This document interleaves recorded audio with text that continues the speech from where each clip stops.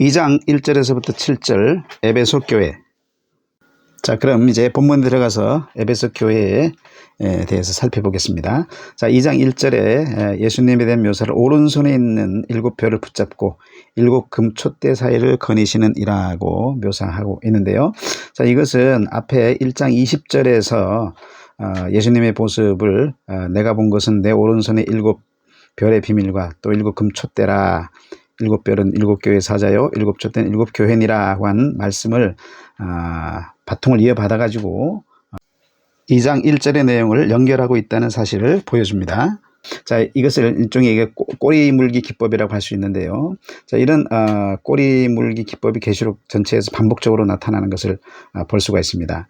그래서 3장 21절에서도 보시면 이기는 그에게는 내가 내 보좌에 함께 앉게 하여 주기를 내가 이기고 아버지 보좌에 함께 앉은 것과 같이 하리라 하는 약속을 하고 4장 넘어가면 2절에서 내가 곧 성령에 감동되었더니 보라 하늘의 보좌를 베풀었고 그 보좌 위에 앉으신 이가 있다라고 하면서 하나님의 보좌를 보는 모습을 보여줍니다. 그렇게 해서 연결시키고 있음을 볼 수 있고요. 또 5장 5절에서도 유다 지파의 사자 다윗의 뿌리가 이겼으니 그 두루마리와 그 7변을 떼시리라고 말하고 6장 1절에 가면 어린 양이 7 중에 하나를 떼시기 시작하는 모습을 보여주고 있는 것을 봅니다. 물론 5장 5절과 6장 1절은 바로 이어지는 본문 아니긴 합니다만 그러나 내용적으로 보면 이 꼬리 물기 기법을 사용해서 두루마리를 취하심으로써 7인을 떼시는 모습으로 연결시키고 있다는 사실을 볼 수가 있습니다.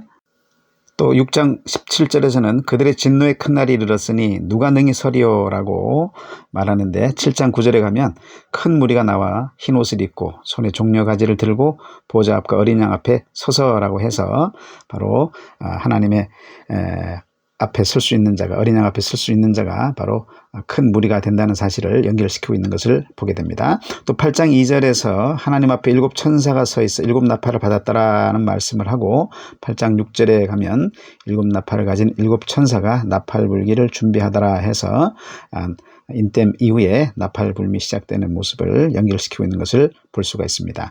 그리고 8장 13절에서 땅에 사는 자들에게 화가 있으리니 이는 새 천사들이 불어야 할 나팔 소리가 남아 있음이로다 라고 묘사하고 9장 12절에서는 첫째와는 지나갔으나 보라 아직도 이후에 화 둘이 이르리로다 하고 묘사하고 11장 14절에 가면 둘째와는 지나갔으나 보라 셋째 화가 속히 이르는도다 라고 묘사함으로써 새 화가 계속 연결되고 있는 모습을 보여주는 것을 볼 수가 있습니다. 그리고 13장 17절 18절에서는 누구든지 이 표를 가진 자 외에는 매매를 못하게 하니 이 표는 곧 짐승의 이름이나 그 이름의 수라 지혜가 여기 있으니 총명한 자는 그 짐승의 수를 세어보라 그것은 사람의 수니 그의 수는 666이니라고 묘사하고 14장 9절에서 11절에서는 누구든지 짐승과 그의 우상에게 경배하고 이마에나 손에 표를 받으면 불과 유황으로 고난을 받으리니 그 고난의 연기가 세세토록 올라가리로다 라고 연결을 시키고 있고 15장 2절 3절에서는 불이 섞인 유리의 바다 같은 것이 있고 짐승과 그의 우상과 그의 이름의 수를 이기고 벗어난 자들이 유리 바닷가에 서서 하나님의 검은거를 가지고 하나님의 종 모세의 노래 어린 양의 노래를 부른다라고 묘사합니다. 그래서 이 짐승의 표를 가진 자는 불과 유황의 고난을 받는다는 사실로 연결시키고 있고 이와 반면에 우리 그 짐승의 세력을 극복한 우리 믿음의 성도들은 바로 유리바닷가에 서서 영원히 하나님과 어린 양을 찬양하게 된다는 사실을 연결시키고 있는 것을 볼 수가 있습니다.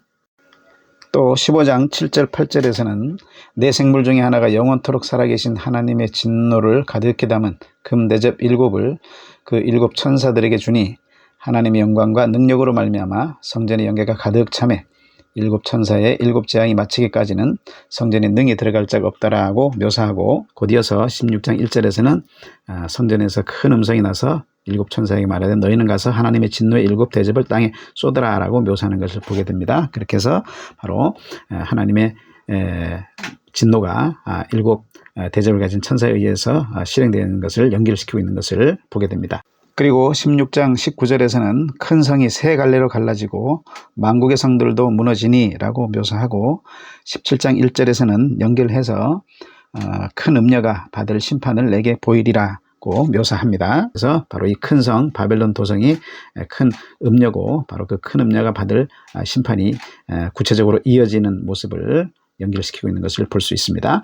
또 17장 18절에서는 또 네가 본 그 여자는 땅의 왕들을 다스리는 큰 성이라고 묘사하고 18장 2절에서는 무너졌도다 무너졌다 큰 성 바벨론이여 라면서 바로 이 큰 성에 대한 심판의 구체적인 모습을 18장에서 보여주는 모습으로 연결시키고 있는 것을 보게 됩니다. 그리고 20장 11절에서는 내가 크고 흰 보좌와 그 위에 앉으신 이를 보니 땅과 하늘이 그 앞에서 피하여 간 데 없더라고 하면서 옛 세상이 사라진 모습을 묘사하는 반면에 21장 1절에서는 새 하늘과 새 땅을 보니 처음 하늘과 처음 땅이 없어졌고 바다도 다시 있지 않더라고 묘사함으로써 새로운 창조의 세계가 열린 것을 연결시키고 있는 것을 볼 수가 있습니다.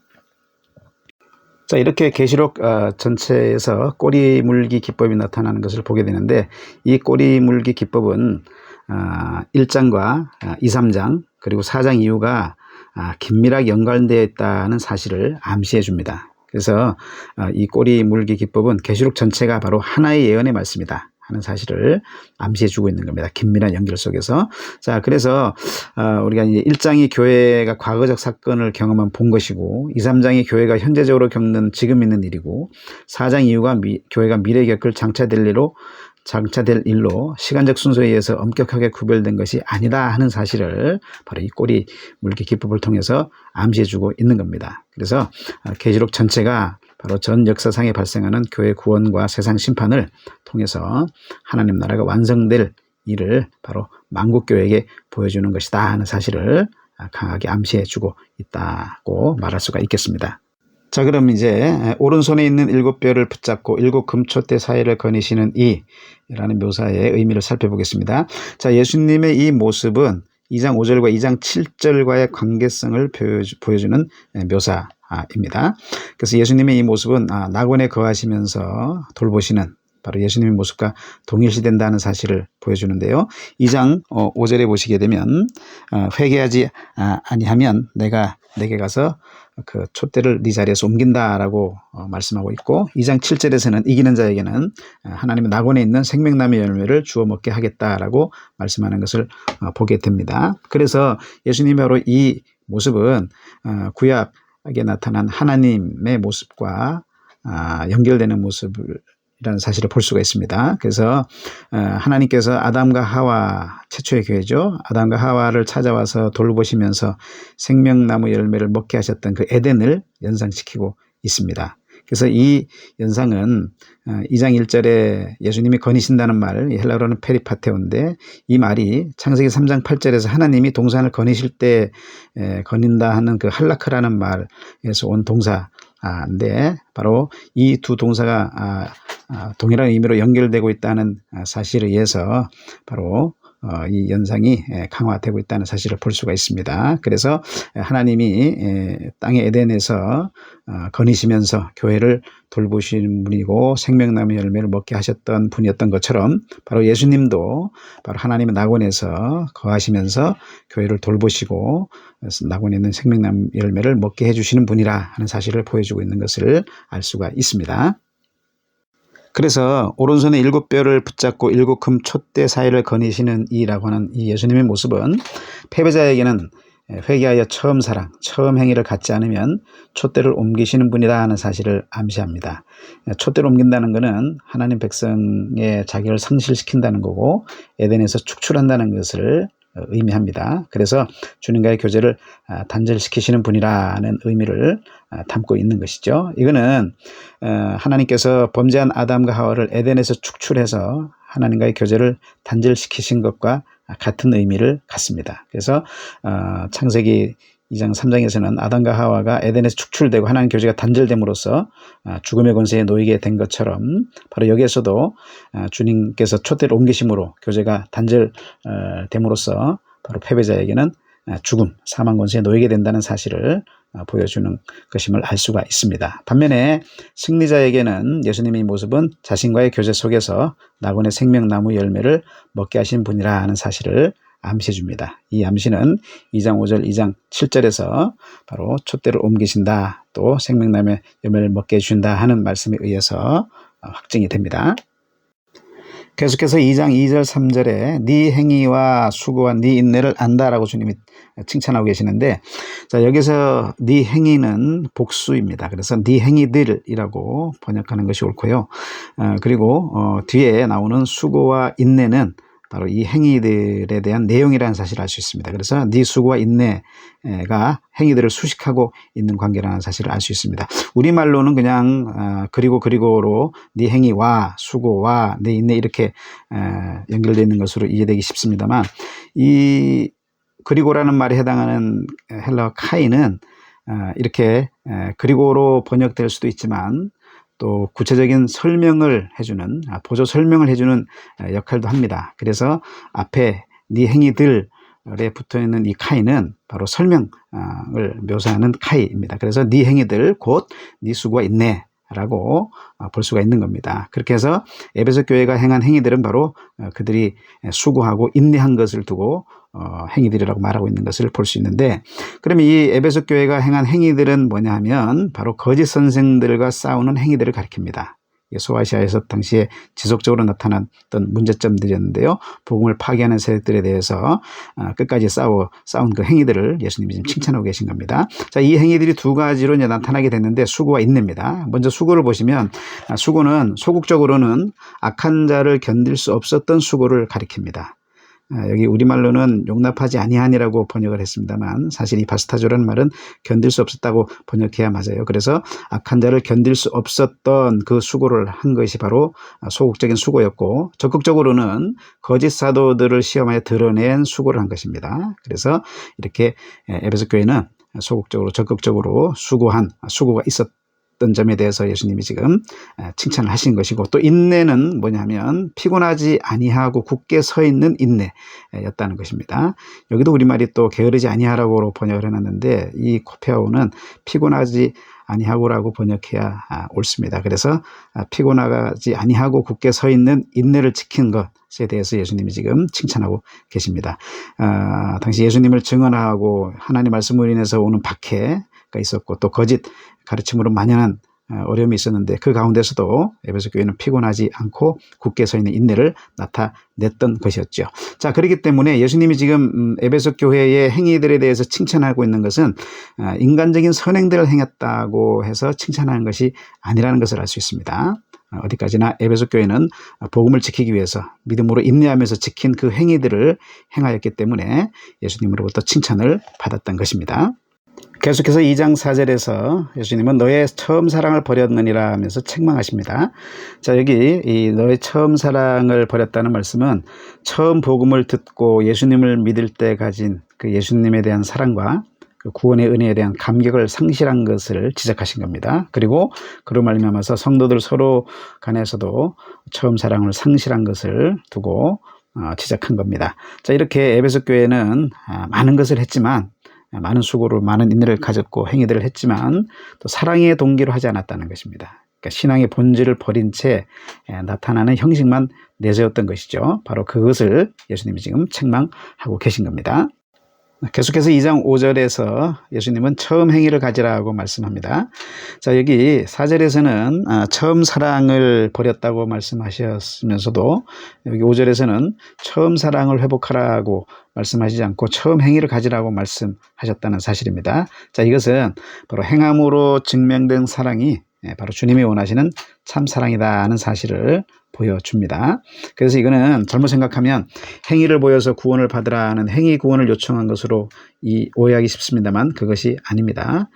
이것은 예수님의 그 십자가 복음 사건에 대한 사랑의 감격을 잃지 말고 그 사랑으로서 역사하는 믿음의 삶을 가지라는 것을 의미합니다. 이것은 선악과 나무 언약에서도 요구된 것이었습니다. 우리 선악과 언약, 아담 언약을 통해서 하나님께서는 믿음에 대한 증표로서의 행함을 보이라는 요구를 하신 것이었습니다. 은혜 언약을 요구한 거죠. 그것이 네 행위의 능력으로 구원에 도달하라는 요구를 하신 것이 아니었다는 겁니다. 행위 언약을 요청한 것이 아니었다 하는 것입니다. 자, 그래서 마찬가지로 여기에서도 주님께서 네 처음 행위를 가지라고 하는 말씀은 행위로 구원을 받으라 하는 행위 구원을 요청한 것이 아니고 바로 주님과의 언약 관계성 속에서 하나님을 사랑하는 그 사랑으로 주님의 재림을 바라보면서 끝까지 환난과 궁핍을 참고 계명을 지키는 행위를 가지라. 그 가진 자가 바로 승리자가 되고 그래서 하나님의 은혜 언약을 성취하는 자가 된다는 사실을 지금 말씀하고 있는 겁니다. 여기서 특별히 그 주님의 계명을 지키는 행위라고 말을 했을 때 그 행위는 특별히 계시록 전체적으로 우상 숭배를 배격하는 행위, 그래서 하나님만을 섬기는 행위를 가리키고 있는 것을 또 볼 수 있습니다. 자, 이렇게 예수님에 대한 사랑과 믿음의 행위는 분리될 수가 없는 것입니다. 예수님의 복음 사건은 하나님의 사랑을 증명한 사건이죠. 그래서 그 복음 사건을 우리가 믿는다는 것은 그 예수님의 사랑을 믿고 받아들인다는 것을 뜻합니다. 그래서 예수님을 믿고 받아들인 사람은 예수님에 대한 사랑을 나타내게 돼 있고, 그래서 예수님에 대한 믿음의 행위를 나타내는 겁니다. 고린도전서 16장 22절에 보면 그래서 만일 누구든지 주를 사랑하지 아니하면 저주를 받을지어다 라고 바울이 말하는 것을 보게 되는 겁니다. 자, 이렇게 예수님에 대한 처음 사랑과 처음 행위를 나타내지 않는 것은 예수님을 믿고 받아들이지 않았음을 증명한다는 사실을 알 수가 있습니다. 자, 계속해서 2장 5절 하반절에서 내가 회개하지 아니하면 네 촛대를 그 자리에서 옮기리라고 말씀합니다. 자, 이것은 교회의 머리이신 그리스도께서 패배자를 더 이상 돌봄과 보호의 대상으로 여기지 않고 구원에서 제하신다는 것을 뜻합니다. 앞에서 말씀드렸는데요. 이것은 그래서 범죄한 그 아담과 하와를 에덴에서 하나님께서 옮기시고 그래서 하나님 자신과의 교제를 단절시키신 것과 같은 의미를 담고 있습니다. 자, 이것은 승리자에게 주어진 약속이 바로 주님의 돌봄과 보호 속에서 낙원의 생명나무의 열매를 먹는 것이다. 곧 구원이다. 라고 2장 7절에서 말씀하는 것과 대조된다는 사실로 잘 뒷받침이 됩니다. 그러니까 승리자는 이렇게 구원의 열매를 먹게 되지만 패배자는 그 에덴에서 낙원에서 쫓겨나게 되는 것이고 바로 이렇게 촛대가 옮겨지게 된다는 것을 말씀한 것이죠. 자, 따라서 죄를 이기는 자만 구원된다는 사실을 알 수 있습니다. 21장 7절이 이 사실을 잘 보여주는데요. 그리고 패배자는 구원에서 상실되고 심판된다 하는 사실을 잘 보여줍니다. 우리가 흔히 그냥 믿음으로 구원받는 말을 합니다만 이 믿음으로 구원받는다는 말 속에는 반드시 회개가 필수입니다. 왜냐하면 우리가 믿는다는 것은 예수님을 믿는다는 것은 예수님이 나의 죄를 씻어주기 위해서 십자가를 지셨다는 사실을 믿는 것이기 때문에 그 믿음의 내용 가운데 나의 죄에 대한 고백이 없다면 그건 믿는 것이 아닙니다. 그래서 반드시 나의 죄를 고백하고 또 반드시 죄를 이기는 삶을 살아야만 그 사람이 구원되는 것이지 죄에 대해서 무방비로 죄와 타협하면서 현실 만족하면서 자기 욕망대로 바벨론의 욕망을 쫓아 사는 사람들은 결코 구원될 수 없다는 사실을 우리가 명심해야 되는 겁니다. 에베소 교회에게 주신 이 촛대를 옮기리라 하는 이 말씀에 바로 우리한테 그래서 경종을 울려주고 있는 것입니다. 계속해서 2장 6절에서 예수님은 네가 니골라당의 행위를 미워하는도다 하면서 나도 이것을 미워한다고 말씀합니다. 자, 여기서 니골라당은 2장 14절 15절에 보면 이와 같이라는 말로 앞에 발람의 교훈을 지키는 자들과 연결시키고 있는 것을 보게 되는데 그래서 바로 이 니골라당은 발람의 교훈을 지키는 자들과 비슷한 집단이라는 사실을 보여줍니다. 이것은 2장 20절에 그 두아디라 교회의 이세벨의 교훈에 빠진 자들도 관계되어 있는데요. 그래서 같은 부류라고 할 수 있습니다. 발람의 교훈을 지키는 자들과 이세벨의 교훈에 빠진 자들, 그 니골라당이 다 같은 부류라고 할 수 있는데 이 발람의 교훈을 지키는 자들에 대해서 버가모 교회는 경제적인 이익, 우리가 발람은 구약 성경에 나타난 거짓 선지자로서 이스라엘 백성들을 모압 우상 숭배에 빠지게 만들었죠. 경제적인 이익 때문에 바로 그것을 지금 연상시키고 있는 말씀입니다. 그래서 발람의 교훈을 지키는 자들이라는 것은 경제적인 이익 때문에 이방 우상 숭배와 그래서 우상의 제물 행음에 빠진 자들을 가리키는 것을 알 수 있습니다. 자, 그래서 이 니골라당은 바로 당시에 이 경제적인 이익을 위해서 황제나 다른 신들을 숭배하는 그 이방인의 축제에 참여하고 이방 숭배 의식과 음행에 참여한 집단, 하는 사실을 짐작할 수가 있는 것입니다. 자, 계속해서 2장 7절에서 주님은 승리자들에게 하나님의 낙원에 있는 생명나무의 열매를 약속하십니다. 자, 여기 말하는 하나님의 낙원은 옛세상, 아담과 하와가 거했던 그 옛세상의 낙원을 가리키는 것이 아니고 새 세상, 새 하늘과 새 땅에 속한 낙원을 가리킵니다. 22장 1절에서부터 5절에 보시면 하늘 도성에 속한 하나님의 낙원, 그 낙원에서 더 풍성한 교제와 먹음의 은혜를 주시는 것을 보게 되는데, 바로 구원의 완성의 모습을 바로 그 하나님의 낙원에 있는 생명나무의 열매를 먹는 모습으로 그려주고 있죠. 자, 원래 이제 땅의 에덴에서도 바로 이런 약속이 있었습니다. 땅의 에덴에서도 생명나무 열매 먹음의 약속은 이기는 자한테 주어졌었습니다. 무슨 말이냐면 원래 아담과 하와에게도 하나님은 하나님을 믿고 사랑함으로써 선악과 열매를 먹지 말라는 하나님의 계명을 지키는 자에게 바로 이 생명나무 열매의 약속을 주신 것이거든요. 그것은 바로 구원의 시작의 관점에서 보여준 것이라고 할 수 있는 반면에, 바로 저기 본문에서 말씀하고 있는 것은 바로 이렇게 구원의 완성을 이루기 위해서 하나님의 낙원에 있는 생명나무를 먹게 되는 그 일을 위해서 이기는 자가 되라고 지금 요청하고 있는 것을 보게 됩니다. 이렇게 본문 2장 7절에서 이기는 자에 대한 약속을 하는 것은 22장 1절 2절에서 그대로 성취되는 것을 보여주는데요. 거기 보면 지구 복락의 삶의 모습을 보여줍니다. 그래서 본문 2장 7절의 약속이 바로 이기는 자들을 통해서 성취된다는 사실을 보여줍니다. 다시 말해서 이기는 자들을 통해서 은혜 언약이 성취됨을 보여주고 있는 것입니다. 성경 전체적으로.